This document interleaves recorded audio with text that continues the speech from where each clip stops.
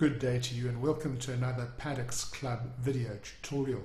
Today we're going to be talking about the issue of checking the authority of member representatives when they turn up at meetings. Well, let's start with the first question. Can a member appoint a representative to attend meetings on his or her behalf? Well, in the case of members who are artificial persons, yes, of course. An artificial person can't personally attend or vote, so clearly there must be some natural person who represents that artificial person, be it a company, a CC, whatever it is, at a meeting. In the case of members who are natural persons, yes, if the governance documents allow it, as do the Pre-Tribe Management Rules under the Sectional Titles Act and the Companies Act insofar as non-profit companies that operate as homeowners associations. So it's perfectly normal for the governance documents to allow a natural person to appoint another party, another natural person in their place to attend meetings when they can't be there or when they think they could be better represented. What types of representation are there? Well, proxies. We all know about proxies, but let's just look a little bit more carefully at that term. A proxy is the term for somebody's representative, but it's also, somewhat confusingly, the term for the proxy appointment document, for the appointment document for somebody who is to represent a natural person or someone else at a meeting. So the term is a little confusing, but proxies in general terms that's the usual way in which you refer to somebody who, not as a matter of their office, but as a matter of choice on behalf of the owner, is appointing somebody else to represent them at the meeting. We call that sort of person a proxy. And in some situations, you will have a prescribed proxy form which must be used, and then there'll be rules around when that must be lodged and all that sort of nonsense.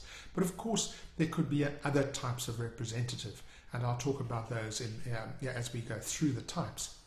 And the real question is, how do you evidence or how do you prove somebody's appointment? You're at the meeting, you're the chairperson, you're the managing agent, and somebody says, well, I represent ABCCC down the road. We own 3 units in the scheme, and I'm here at the meeting to represent those interests, to vote, to attend, to speak on behalf of ABCCC. Well, if it's a proxy form, then you're going to look for a document of some sort.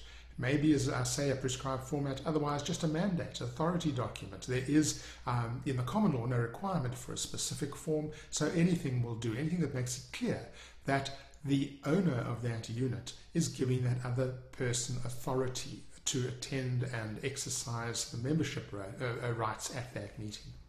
When you have joint owners, all of the joint owners must appoint one of them or another person as the proxy. So it's got to be all of them that have signed the appointment form that is put forward.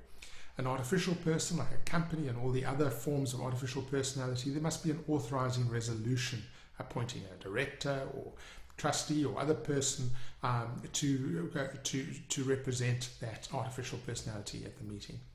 If it's a trust, then you want to see the master certificate showing the appointment of a trustee, letters of trusteeship.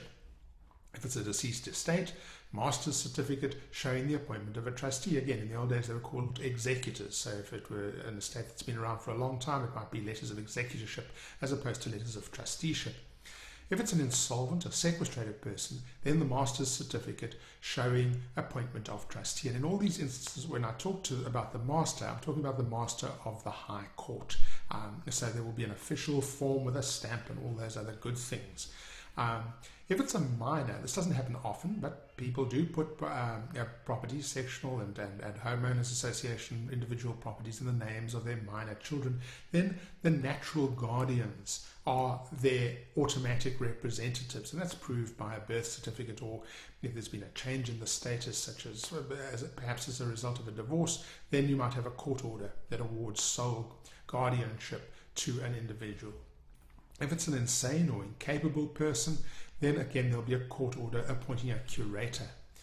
And note, if there's more than one official appointed to look after an artificial personality or a person in trouble, director, trustee, curator, whatever, then you want a resolution from amongst them authorizing one particular one of them to represent that group at the meeting. It sometimes happens that only a copy is presented at the meeting.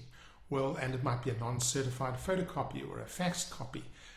A person should exercise a reasonable discretion here. If there's a good reason for not having an original there, then that's fine. If it seems sensible and there's no reason to doubt that the person is in fact authorized, then go ahead. On the other hand, if it looks like it could be a put-out job, then you need to say, hold on, wait a minute, I want more. Give me that person's cell phone, let me chat to them and let's find out what's going on here. Can both the natural person who's the owner and a representative participate? In the same vein, can an owner or wife of a person at a meeting participate? Well, let's look at participation by an owner in the situation where there is a proxy. The second the owner participates in the meeting, the proxy authority is revoked, and that's over. From then on, the owner only. They can't play tag and one after the other talk and participate. If the owner participates, the proxy's authority is over, and only one person can represent an owner at a meeting. I hope that this has been of assistance, and if you have any questions, let's talk about them in the discussion forum.